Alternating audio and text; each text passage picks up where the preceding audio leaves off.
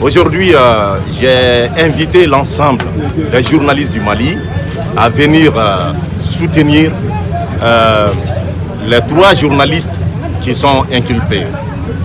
Les 3 journalistes, il s'agit de 2 journalistes du journal Mali Horizon, le directeur de publication, bien entendu, du journal Le Point.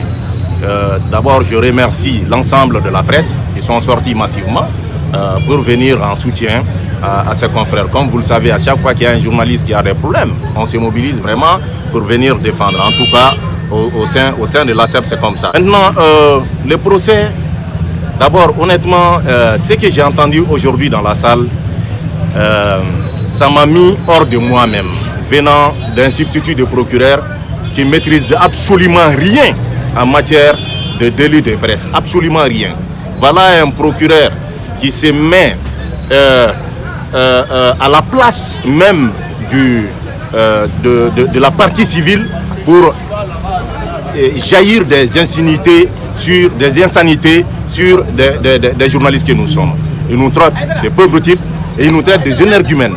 Là, ce n'est vraiment pas bon. C'est des mots qu'il faut surtout éviter. Surtout qu'il s'agit ici de l'ensemble de la presse. Il s'adresse à l'ensemble des journalistes maliens. Je crois bien que ce n'est pas bon et il doit vraiment nous présenter ses excuses, honnêtement. Il doit nous présenter ses excuses parce que ce qu'il a fait, ce n'est pas le travail d'un bon procureur. Maintenant, le délibéré est prévu pour le 9. Mais d'ici là, il y a nos avocats qui ont eu à soulever un certain nombre d'exceptions. Nous sommes en matière de diffamation. C'est un délit de presse. Donc, les textes de loi ne doivent pas être confondus. Ils ne doivent pas être mélangés. Les textes qui ont été visés par les plaignants sont des textes confondus, mélangés. Parce qu'ils confondent la diffamation avec ce qu'on appelle l'injure. Et ça, c'est pas normal.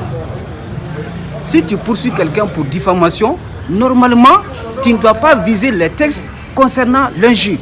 Mais tu dois te limiter aux textes qui prévoient la diffamation et qui la punissent. Mais dans le cas d'espèce, cette formalité exigée du plaignant n'a pas été respectée.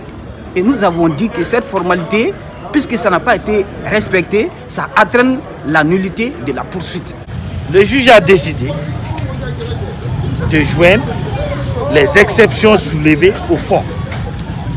Nous avons donc décidé, nous aussi, de la défense, tout en maintenant les exceptions soulevées, de ne pas participer à un débat de fond. Parce que cela reviendrait à passer par pertes et profits les exceptions que nous avons soulevées. En bon droit, ces exceptions doivent être vidées d'abord, et si elles sont rejetées, en ce moment, on entamerait l'examen du fond du dossier. Nous ne pouvons pas accepter que des exceptions dans une matière aussi spéciale que la procédure de délit de presse, que ces exceptions-là donc soient jointes au fond. Le juge aurait dû statuer d'abord sur les exceptions avant de poursuivre sur le fond. C'est la même démarche que nous avons toujours suivie dans toutes les procédures auxquelles nous avons participé. Il faut que cela soit pédagogique. Les exceptions ont pour effet, lorsqu'elles prospèrent, de mettre fin à l'ensemble des poursuites. On ne peut pas les joindre au fond. C'est une violation, à notre avis, des droits de la défense.